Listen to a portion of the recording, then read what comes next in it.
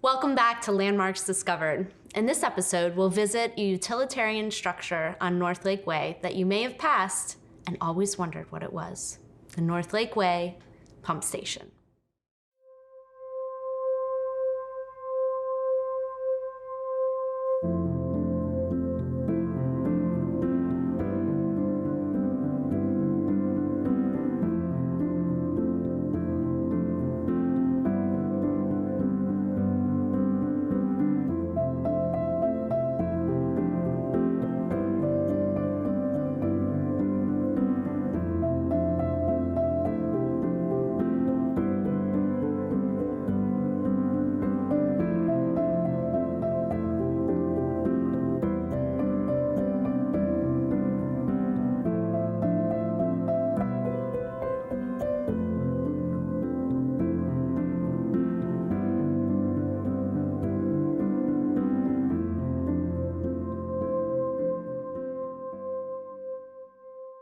The North Lake Way Pump Station, located at 736 Slope Trail, is an interesting building in that it is designed to disguise the pumping equipment that carries water from West Palm Beach to the central and northern parts of the island. Originally believed to be designed by the architect John Volk, it actually was designed by Schultz and Weaver, which our Director of Archives, Marie Penny, recently discovered. That's right. I was doing research for our upcoming exhibition, Palm Beach Moderne. And in looking through the town records, I discovered that on the building permit, Schultz and Weaver is listed. And so I did a little bit more digging through some old articles and through the drawings, and also discovered that they designed a rendering first. And their drawings also are located at the Wolfsonian Museum in Miami.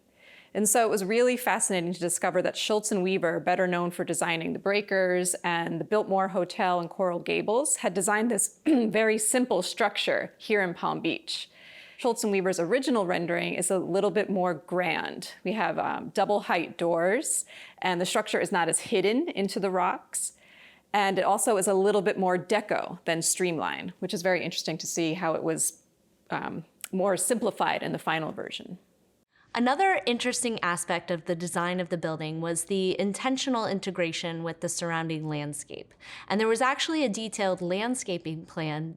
Yeah, so there are drawings by the Island Landscape Company that show the pump house completely surrounded by plants. And they ultimately weren't the landscape designers. So it's interesting to note that all of these different ideas came about of how to obscure the building. The plan specifically calls for the use of the flame vine, which is originally from South America and was introduced here in the 1920s. And it was specifically chosen for the beautiful red clusters of flowers that grow on it, and because it was fast growing, which in hindsight was not the best species to introduce to the island because of its ability to overtake an area. And to that point, it's actually been known to strangle trees, and in some countries, such as Australia, it's actually declared an invasive species. It's interesting that you say that, because in the 1987 designation report for the coral cut, they said at the time this is one of the last remaining vestiges of native plantings. But I think we can see, based on the other research that we've done, that that isn't true. So we're having this constant conversation of how native plants work within our ecosystem. There are so many plants that were introduced to the island in the early years, for instance, the Australian pine, that are now considered invasive, but are very characteristic of how people define old Florida. I have these vintage postcards that show the flame vine. It's unique in how they designed the building to fit in with the residential area of town where it's located. Katie, can you tell us a little bit about the nearby Coral Cut? The pump station is actually located within what is known as the Coral Cut here in the town of Palm Beach. And that natural feature was really excavated in the 1920s to provide roads to go to the north end, because Ocean Boulevard kept getting wiped out by hurricanes. So they needed another way to get up to the north end. So what we see today is part of the limestone ridge that was really 200 feet in the air and was originally called Coral Cliffs. It's interesting, at the period of time when this pump station was being built, it corresponds with a lot of population growth in Palm Beach County, as many of the servicemen who trained here were returning and building homes, particularly on the north end, which at one point in time was largely characterized by ranch-style structures. And it's interesting because in the designation report for the Coral Cut, it says this natural feature was a buffer between the hustle and bustle of, downtown Palm Beach and the more calm residential north end. Marie, you were mentioning that the original design by Schultz and Weaver was pared down when the building was finally built. Can you explain that a little bit more? So there's not a lot of evidence as to why it was pared down.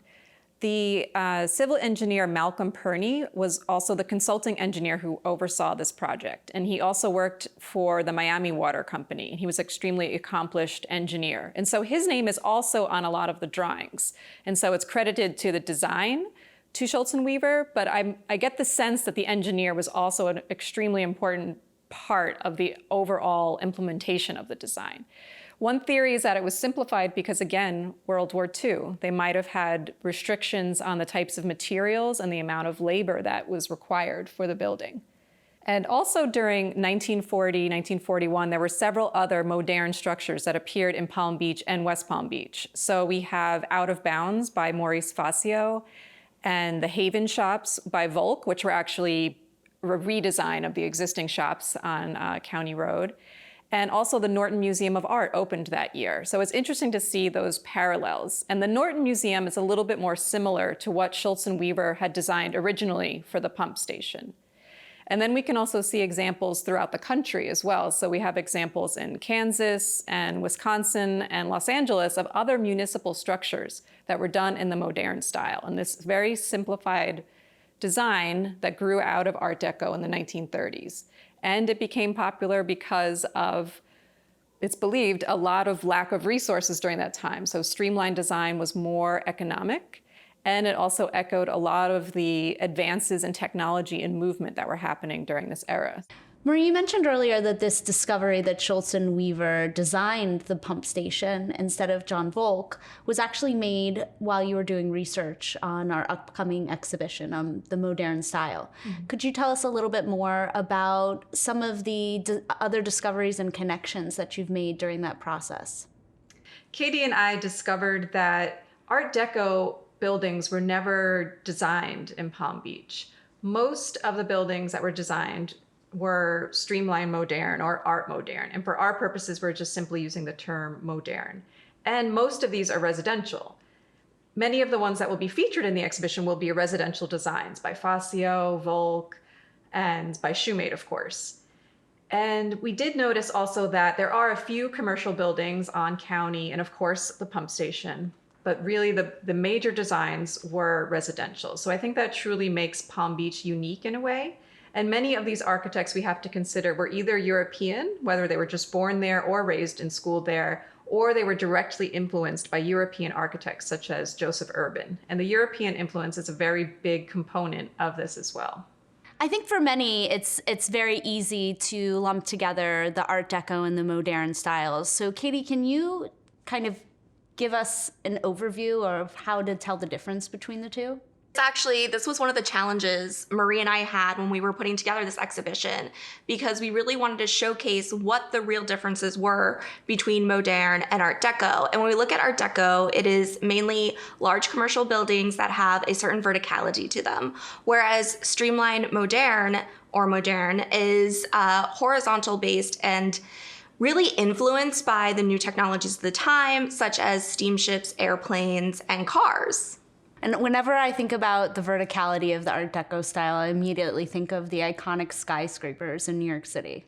Exactly. And I think, that's really what's missing here in the town of Palm Beach. We don't have these tall buildings. Probably the closest that we get to true Art Deco here in the town of Palm Beach is the bas-relief that we see on the Palm Beach Day Academy building. Speaking of fun facts, there is an interesting piece of local lore that pertains to the Coral Cut. It's funny you mentioned that because in researching for this episode, we came across Atlas Obscura, which is this encyclopedia of interesting places throughout the world that kind of highlight local lore. And here in the town of Palm Beach, there is Johnny Brown's graveyard in Via Meisner and the Witch's Wall at the Coral Cut. It's called the Witch's Wall because there is an indentation with a grate along the coral cut. And, you know, obviously you hear the sounds that are happening from the pump house, so it sounds a little creepy. And as you're walking by there, it does have a spooky feel. Well, and I thought it was entertaining that Atlas Obscura takes it one step further and says that the pump station is actually a sanitarium. No. Tiny little sanitarium. This episode of Landmarks Discovered is a unique episode in that it covers a geographic feature of the island that is in many ways uncharacteristic because Palm Beach is really flat, and this is one of the highest points in the island. We can actually see the limestone bedrock that the island is built upon, and this interesting building which is meant to blend in with the landscape. In our next episode of Landmarks Discovered, we'll visit a shop and residence in Via Meisner, which was Addison Meisner's first mixed-use development in Palm Beach. If you haven't subscribed to our YouTube channel, make sure to do so to receive notice of upcoming episodes. We'll see you next time on Landmarks Discovered.